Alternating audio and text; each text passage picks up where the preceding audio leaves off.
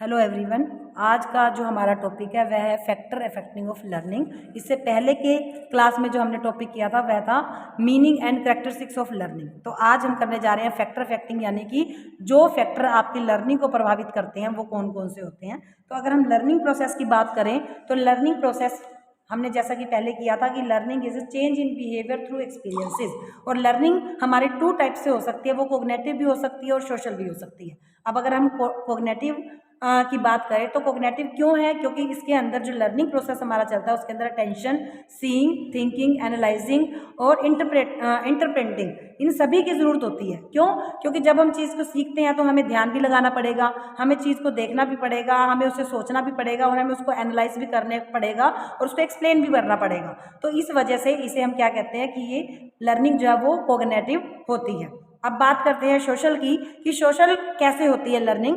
देखिए, हम कहीं ना कहीं एक सोसाइटी का पार्ट्स हैं और सोसाइटी के अंदर ही रहकर हम उसके साथ इंटरेक्शन करते हुए सोसाइटी के हिस्सा जो है वो हम बनते हैं।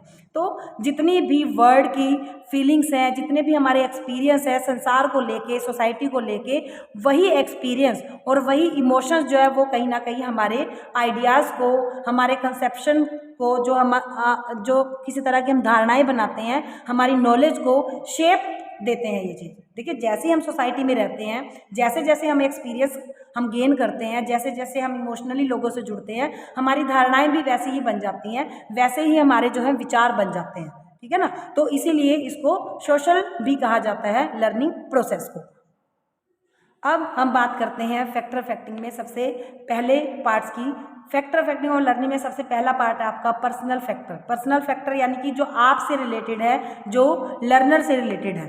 ठीक है ना। तो जैसे कुछ चीज़ें ऐसी होती हैं जो आपकी इंटरनल होती हैं या एक्सटर्नल होती हैं, जो आपकी लर्निंग को प्रभावित करती हैं। उसमें सबसे पहला पॉइंट आपका आएगा इंटेलेक्चुअल फैक्टर, यानी कि बौद्धिक कारक। बौद्धिक कारक जो आपकी इंटेलिजेंसी से रिलेटेड होते हैं।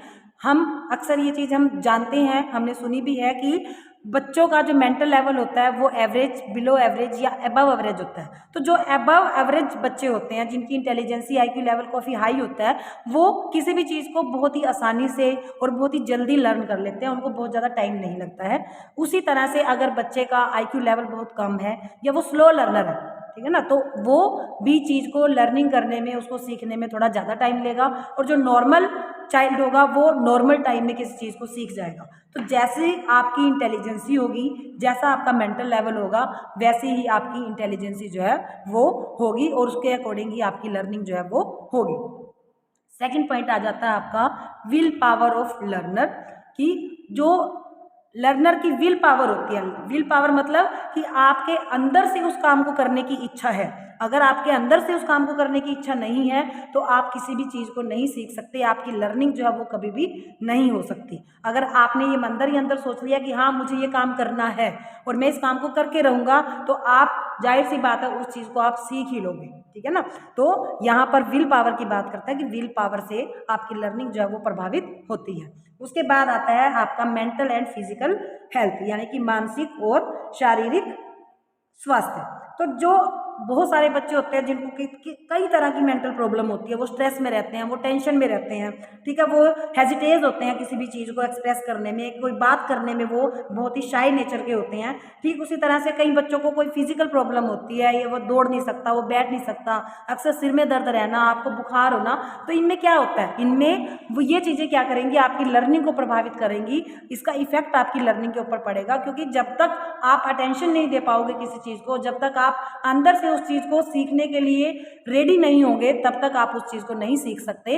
तो जाहिर सी बात है, अगर आप हेल्दी नहीं होंगे, आपको किसी तरह की प्रॉब्लम है, तो ना आप अटेंशन दे पाओगे और ना ही आपकी इच्छा होगी उस काम को सीखने की। उसके बाद है एस्पिरेशन लेवल। एस्पिरेशन लेवल मतलब कि आकांक्षा स्तर। आकांक्षा स्तर का मतलब है कि अगर आपने इंटरनली मान लिया कि मैं ये काम कर सकता हूँ या ये काम मेरे लिए वाकई में मुझे ये करना चाहिए, तब तक आप किसी भी चीज़ को जो है नहीं सीख सकते। आप तब तक उस चीज़ के ऊपर ध्यान भी नहीं लगा पाते और तब तक आप उस चीज़ को अपने लिए यूजफुल भी नहीं मान सकते। उसके बाद आता है maturation and readiness to learn.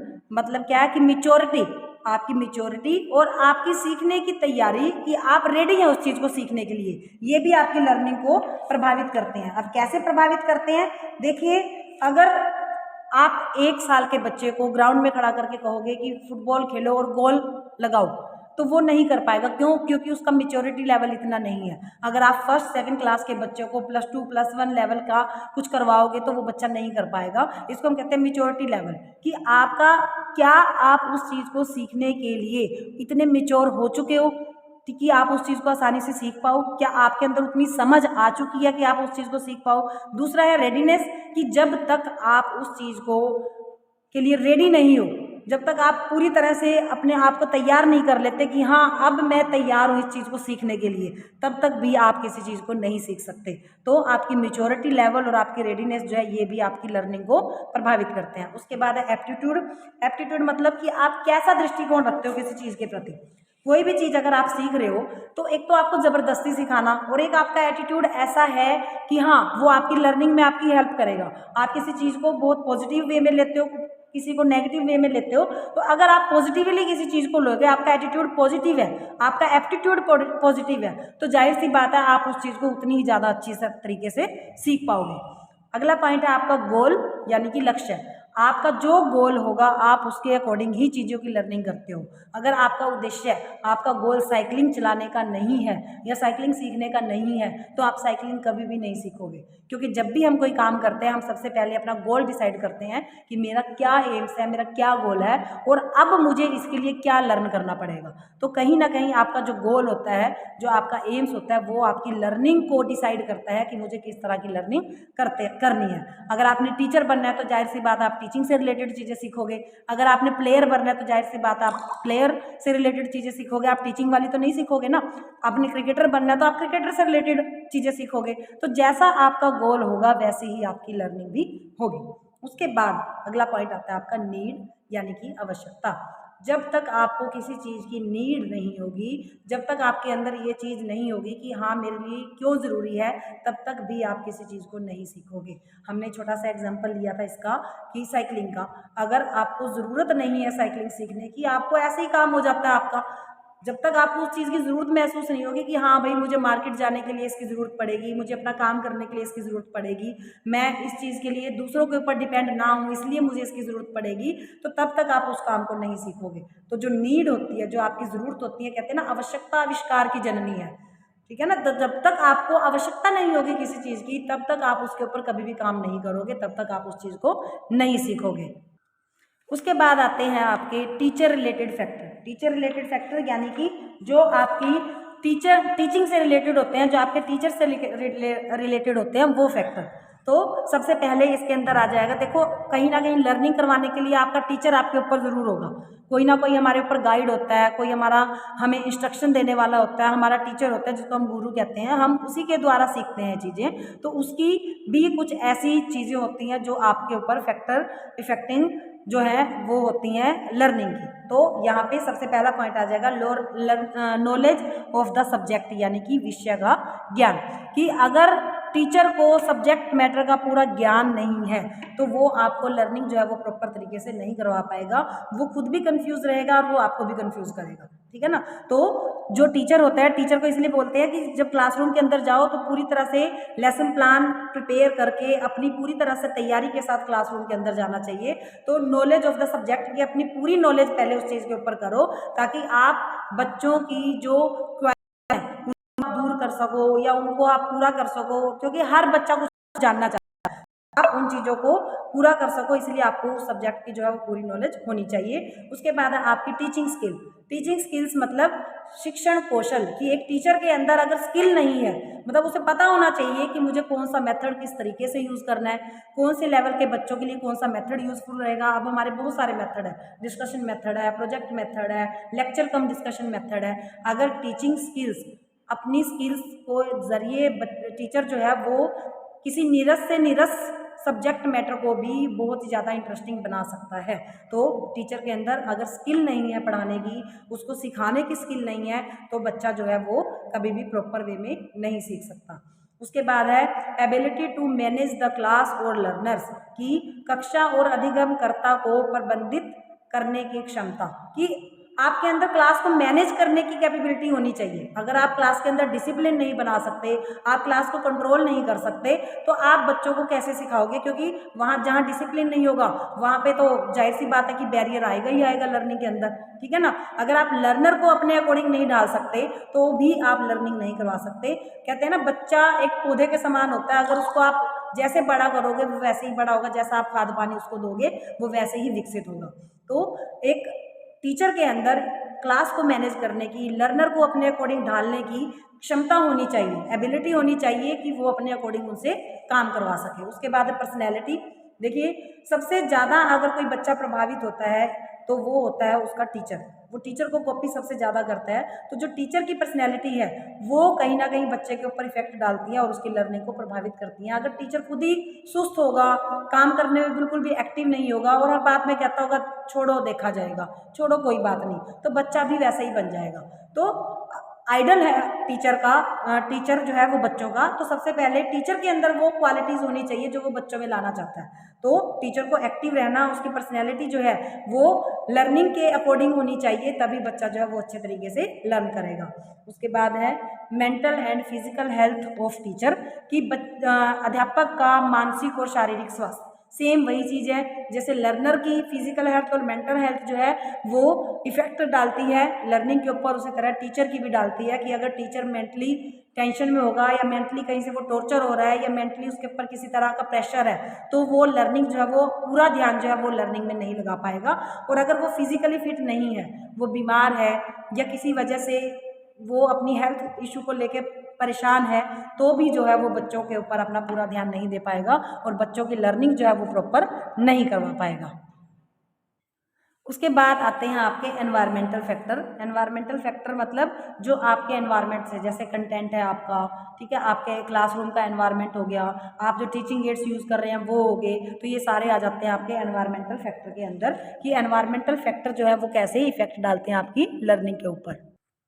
तो एनवायरमेंटल फैक्टर में सबसे पहले आता है types and nature of content, कि सामग्री के प्रकार कैसे हैं और उसकी प्रकृति कैसी है। प्रकृति मतलब क्या, कि क्या सामग्री मीनिंगफुल है, क्या उसका कोई मतलब भी है बच्चों को सिखाने का। अगर आप बिना मतलब की अर्थहीन चीज़ें बच्चों को सिखा रहे हो तो बच्चा कभी भी नहीं सीखेगा उसको, ठीक है ना। तो मीनिंगफुल अच्छी चीज़ बच्चों के सामने जब आप प्रेजेंट करो तो बच्चा उसको आसानी से सीखेगा। उसके बाद आता है उसका ईजी और डिफ़िकल्ट होना, कि अगर आपका कंटेंट जो बहुत ज़्यादा डिफ़िकल्ट होगा और बच्चों के लेवल के अकॉर्डिंग वो नहीं होगा तो बच्चा उसको कभी भी नहीं सीखेगा। इसके बजाय अगर वो आसान होगा, वो थोड़ा इजी वे में आप कंसेप्ट को बच्चे के सामने रखोगे तो वो ज़्यादा अच्छे से सीख पाएगा। दूसरा उसकी नेचर, यानी कि अगर वो बच्चे से रिलेटेड नहीं है, अगर कोई भी चीज़ है, अगर वो हमारी लाइफ से रिलेटेड है, हमारे एनवायरनमेंट से रिलेटेड है, इस तरह के एग्जाम्पल हम बच्चों को देते हैं सिखाते हुए जो उनसे रिलेटेड हो, तो बच्चा जो है वो ज़्यादा आसानी से सीखता है। तो यानी कि जो कंटेंट है, कंटेंट अगर मीनिंगफुल है, अगर वो ईजी वे में बच्चों के सामने रखा जाए, अगर वो आपसे रिलेटेड करके, आपकी लाइफ से रिलेट करके उसको करवाया जाए बच्चों को, तो बच्चा जो है वो आसानी से सीखता है। अगला पॉइंट है इसका डिफ़िकल्टी लेवल ऑफ कंटेंट, यानी कि उसका कठिनाई स्तर। अब आप लैंग्वेज कैसे यूज़ कर रहे हैं, कई बार हम ऐसे कठिन शब्दों का यूज़ कर लेते हैं, ऐसे डिफ़िकल्ट वर्ड्स यूज़ कर लेते हैं स्टडी करवाते हुए कि बच्चों को उनका मतलब ही समझ में नहीं आता, ठीक है ना। तो मतलब क्या है कि लेवल ऑफ कंटेंट, उसका लेवल, उसका कठिनाई स्तर कितना है, तो आपको ये चीज़ें ध्यान में रखकर लर्निंग जो है वो करवानी चाहिए। ये भी इफेक्ट डालती हैं आपकी लर्निंग के ऊपर। अगला पॉइंट है चूजिंग द कंटेंट, कि आप कंटेंट कैसा चूज कर रहे हो, आप किस तरह की सामग्री जो है वो बच्चों के सामने प्रेजेंट कर रहे हो। देखो, हम पीके टेस्टिंग करते हैं बच्चों को क्लास में टीचिंग करवाने के लिए कि उनका लेवल जो है वो हमें पता चल जाए, तो हम उसके अकॉर्डिंग जो है अपने कंटेंट का चूज़ करते हैं, उसकी चूजिंग करते हैं कि भाई वो कंटेंट बच्चों के हिसाब से होना चाहिए, बच्चों के लेवल का होना चाहिए, बच्चों के इंटरेस्ट के अकॉर्डिंग होना चाहिए और बच्चों की ज़रूरत के अकॉर्डिंग होना चाहिए। तो अगर वो ऐसा नहीं है तो बच्चा जो है वो उस चीज़ को, लर्निंग जो है वो प्रॉपर नहीं कर पाएगा। उसके बाद है कंटेंट असेस, यानी सामग्री की पहुंच। हम कहते हैं कि आज टेक्नोलॉजी का ज़माना है, टेक्नोलॉजी की वजह से बच्चों को घर बैठे बैठे सारी चीज़ें मिल जाती हैं, तो कोई भी बच्चा उस चीज़ को आसानी से करने की कोशिश करता है जो उस आसानी से उस तक पहुंच सके या जिस तक वो आसानी से पहुंच सके, है ना। तो बच्चे के पास ऐसी सामग्री बच्चों को प्रोवाइड करनी चाहिए कि बच्चे अगर उसे ढूंढना चाहें या उसको कहीं से प्राप्त करना चाहें तो वो आसानी से उस तक पहुंच सके। अगर आपने चीज़ ही ऐसी रख दी कि बच्चा दोबारा उस चीज़ को देख ही ना पाए, तो बच्चा कैसे उसको दोबारा से स्टडी करेगा या दोबारा से उसकी प्रैक्टिस करेगा, नहीं कर पाएगा। ठीक है ना। तो बच्चों की जो सामग्री है, जो आप कंटेंट यूज़ कर रहे हो, वो बच्चों की पहुंच के अकॉर्डिंग होना चाहिए। उसके बाद है multi sensory approach. Multi sensory approach मतलब कि बहुसंवेदी दृष्टिकोण, कि इसके अंदर क्या होगा कि आप तरह तरह के टीचिंग एड्स जो है वो यूज़ करोगे इसके अंदर। जैसे कभी आप ग्राफ यूज़ कर रहे हो, कभी आप किसी तरह का चार्ट यूज़ कर रहे हो, कभी आप मॉडल यूज़ कर रहे हो, कभी आप पिक्चर्स यूज़ कर रहे हो। तो मल्टी जो एड्स हैं वो आपने यूज़ करने हैं। ऐसा नहीं है कि आप सिर्फ बच्चों को ब्लैक बोर्ड पर लिखवाते ही जा रहे हो या सिर्फ लेक्चर ही देते जा रहे हो, मतलब आपने मल्टी अप्रोच जो है वो यूज़ करनी है। क्यों? क्योंकि बच्चा जो है वो एक चीज़ से बहुत जल्दी बोर हो जाता है। अगर आप उसको चेंज कर करके चीज़ को सिखाओगे, वे अपना चेंज करोगे, चीज़ों को यूज़ जो है अलग अलग तरीके से, अलग अलग तरह के टीचिंग एड्स को यूज़ करके आप बच्चों को सिखाओगे, तो वो ज़्यादा अच्छे से सिखा सकते हो। तो आपकी मल्टी सेंसरी अप्रोच जो है वो भी आपकी लर्निंग को प्रभावित करती है। उसके बाद है मीडिया। मीडिया का आज के टाइम में अगर हम बात करें, मीडिया का सबसे बड़ा इफेक्ट, सबसे ज़्यादा इफेक्ट के ऊपर पड़ता है, क्योंकि वो मीडिया से घिरा रहता है। फेसबुक होगी, इंस्टाग्राम हो गया, और ये क्या कहते हैं, गूगल, इंटरनेट हो गया। इन सभी चीज़ों से ना जाने कितनी ही जो नॉलेज है बच्चा जो है वो गेन करता है, चाहे वो गलत हो चाहे वो सही है। ठीक है ना। तो आपकी मीडिया, आप जिस तरह का मल्टी मीडिया यूज़ करते हो, जिस तरह के मीडिया के संपर्क में आप रहते हो, वो भी आपकी लर्निंग को प्रभावित करते हैं। अगर आपका सोर्स ऑफ मीडिया बहुत सही है, बहुत अच्छा है, अगर आप उसके अंदर जो अच्छा मटेरियल है वो आप करते हो, तो वो आपके लिए बेनिफिशियल है। और अगर आप मीडिया के अंदर से गलत चीज़ों को चूज़ करते हो, तो आपकी लर्निंग प्रभावित होगी। आप कभी भी पॉजिटिव वे में जो अपनी लर्निंग जो है वो नहीं कर पाओगे।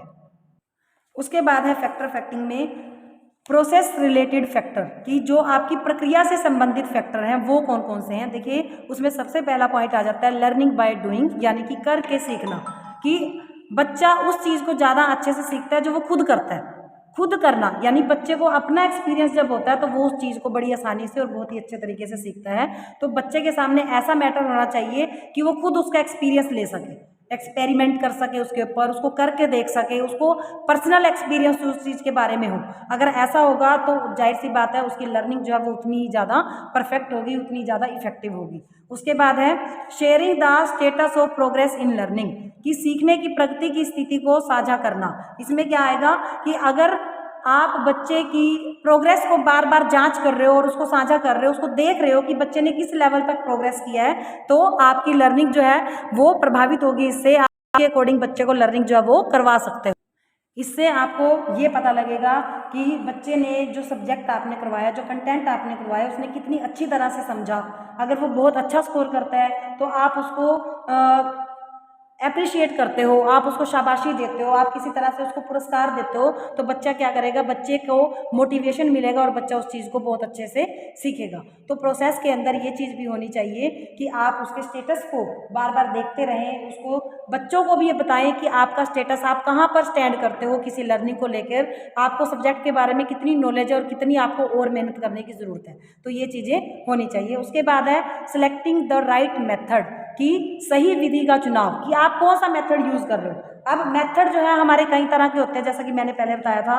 कुछ लोग जो है वो लेक्चर मेथड ज़्यादा प्रेफर करते हैं, कुछ लोग डिस्कशन मेथड जो है वो प्रेफर करते हैं। तो आपने ये देखना है कि बच्चों के अकॉर्डिंग कौन सा ऐसा मेथड है जो परफेक्ट रहेगा या जिसके ज़रिए बच्चे जो हैं वो ज़्यादा अच्छे से सीख पाएंगे। जैसे कि अगर आपने ग्रुप में बच्चों को कुछ करवाना है या ग्रुप में आपने बच्चों को कुछ लर्निंग करवानी है, तो आप डिस्कशन मेथड यूज़ करोगे। डिस्कशन मेथड के थ्रू जो है वो बच्चों को आप करवाओगे। बच्चों को प्रोजेक्ट मेथड यूज़ करोगे। प्रोजेक्ट मेथड में क्या होगा कि बच्चे मिल के काम करना सीखेंगे और वो आसानी से समझ भी जाएंगे और उनकी नॉलेज जो है वो भी बढ़ेगी। तो जितने भी मेथड होते हैं, आप according to subject matter, according to content, आप देखेंगे कि कौन सा मेथड किस पर सूट करेगा और कौन सा मेथड जो है वो परफेक्टली उस कंटेंट को समझने में हेल्पफुल होगा। तो इस तरह से जो राइट मेथड है या रॉन्ग मेथड है वो भी आपकी लर्निंग को प्रभावित करता है। तो आज हमने किए फैक्टर अफेक्टिंग ऑफ लर्निंग, अधिगम को प्रभावित करने वाले कारक। उम्मीद है आपको सभी पॉइंट क्लियर हो गए होंगे। तो आप इसे बार बार पढ़िए और इसको बार बार प्रैक्टिस करके उसकी तैयारी कीजिए और मेरे चैनल को लाइक करना मत भूलिएगा। थैंक यू, बहुत बहुत धन्यवाद।